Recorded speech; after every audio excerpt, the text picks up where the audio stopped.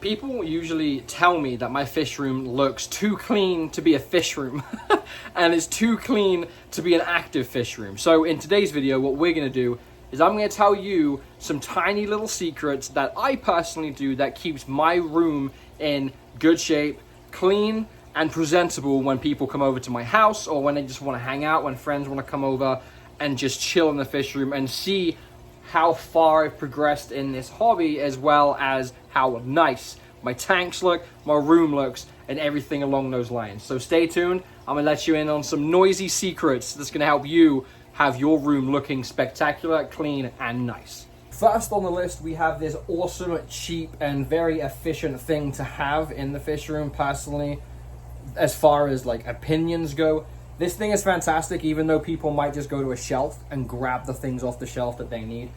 If I'm doing my maintenance on the tanks and I'm cleaning them and I'm adding like pH or my water conditioner, whatever it may be for that tank, I will just go ahead and grab this thing. It wheels left and right, forward, back, just like a normal little trolley does. Well, on the top shelf, we've got our Aqua Essential stuff, which obviously is our water conditioner. The baskets are literally from, I think, Family Dollar here in the States. These things were like maybe $1 each, and people obviously would put cleaning supplies in it, because it looks like something that you would obviously take to a window or a countertop and just pull out rags and stuff like that. So that's how I organize all of the things as far as cleaning and looking after the tanks go. In that one, we had the Aqua Essential and pH adjuster and all that stuff. In this one, we have medication for the tanks, the fish, and leaves. Not leaves, I should say, but plants. We have the leaf zone, we have Flourish, we've got our Pyrifamax, or whatever that's called. That obviously repairs tissue and torn fins and cloudy eyes and that kind of thing. And then we have Prime, which is another water addition. I should probably put that in that one, to be honest, I'm not gonna lie. And then we have some stress coat, which technically should be in this one, but obviously we run out of room. Second shelf is gonna be our vacuums. This right here is a spare hose, if I can get it out. This was a spare hose. It's a little bit smaller in diameter, but I could not find the correct size to have a longer tube for this size. So what I do is I will grab a smaller one. I do believe this is 5/8. The 5/8 actually just kind of slips right inside this, and it creates a pretty tough suction to the point where I can use this hose to kind of extend throughout the fish room if necessary. In this tray that is located below the top shelf, we have extensions for different types of vacuum travel cleaning kits. I do like this one. This one's awesome for getting in the back. It's like a kind of like a little trigger assembly one. That works perfectly fine. We have different heads for it. This one scrapes algae and sucks it off at the same time. If you want to get a little bit funky, you can go ahead and stick some sort of little vacuum nozzle on it. I personally have never used it. I don't like it. We've got bucket clips that we can put the hoses inside of, so you don't have to worry about that hose popping out, flooding the fish room. Trust me, it happens to me all the time. We've got attachments for our canister filters that we run throughout the fish room. We also have flow adjusters. If you don't know how these work, hose adjuster, you just squeeze the tube together, you pop it on, and then if you want it to slow down, you would drag it to the top of this, and then that will actually slow down the flow of how much water you're taking out. It's still going to suck up the debris that you're sucking up, but it's not going to do it at a faster rate, so you drain the tank a lot faster. Folder holders, pretty efficient way to kind of just store things on a shelf or on a cart like I am doing. In here we have a ton of sponge filters with extra sponges, extra heads, and then extra heads, I guess. That's all I have in there. To be honest, I'm not gonna lie. Same concept as before. This one holds all of my hoses for the different lengths of tanks that I'm gonna be emptying out. These are labeled A, B, C, D, E, F, G, and then carried on. And I obviously know what tanks they go to. The lady doesn't, so she always asks me.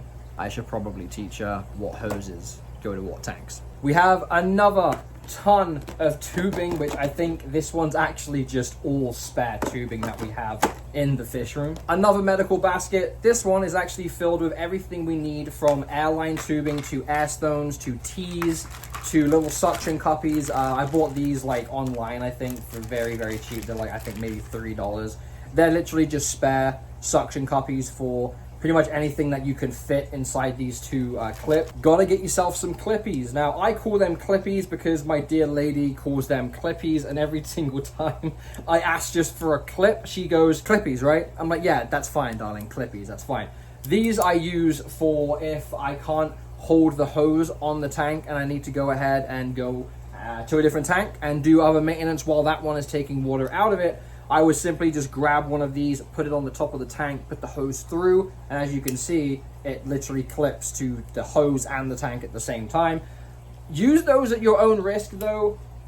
I have flooded the room because I didn't put it on correctly, so keep that in mind. If you're going to use them, make sure it is as secure as possible. Shelves. Everyone has shelves in their house, their garage, their bedroom, their bathroom, everywhere. Everyone has shelves. Now, you're probably wondering why I'm talking about shelves. Obviously, people have them in their fish room. They might not have them in their fish room. They might not have enough room, and they might just need a little handy dandy cart like I did myself. The reason why I'm talking about shelves is because they are very, very beneficial to you, a fish keeper that has a large quantity of fish and wants to organize those shelves. Mainly though, what I have on this shelf is spice racks. Yeah, I said it, literally spice racks. They are just stared little plastic layers, and I put the fish food on them because if you have them all at one level, you might have to pick through them. You can't really see behind the big one. So I go ahead and organize my fish food on these tiny little plastic spice racks that work significantly well. Top shelf. It's the same concept as the one below it, but it's still a shelf. It still does the same thing. I put all of my extra spare things up here that go from sponge filters to the little thermometers that I use on the tanks. I have so many of these. They do die and break pretty easy, and I'm not mocking or telling anybody that this product's terrible. They work well. I've only had one break so far, but the fact that I have 9 of these in this tiny box is fantastic. I have spare filters up there. As you can see, we have a Aqua Clear 90, I think, or something like that. The lady is using them on her tanks. That goes up there because we have all the filters on the tanks, but you obviously should probably stock some new ones just for in case something goes bad with a filter, you have one on hand. We also have tiny nano pumps. These are cheap, and honestly, I'm gonna act like I didn't just drop that on me, but these were super cheap at Maya. They were literally like maybe $3, and funny enough, these pumps are powering 4 of my 75s, not at the same time, but they're powering each tank, obviously 4 at the same time, so one has one has the other, blah blah blah. You get the picture. That is how I keep my fish room clean and nice. I don't think I can express how important buckets are to have in this room. A, for organization, and B, water changes, right? Just stack them. It's a simple thing. I have seen videos where people have a bunch of these just literally all over the floor, right next to each other. Stack them, put them in a corner. Luckily enough for me, these fit underneath the sink that we put in the fish room. So I'm happy. I can store these away. Just organize, put things away, and trust me, you'll start to see the progression and changes in your room. Next on the list, I'm just gonna go ahead and say I hated cleaning my room when I was a kid. The fact I go to the extent that I go to make sure my floor in this room is in great shape and it's clean, there's nothing old on the floor, there's no water spots, there's no old food, there's no dead crickets from me feeding the arowana. Get yourself a cheap Swiffer and a broom. This is just simple things to own that you can use in your fish room. Now, people might be like, well, I don't have the time to clean my fish room. I don't have the time to brush it.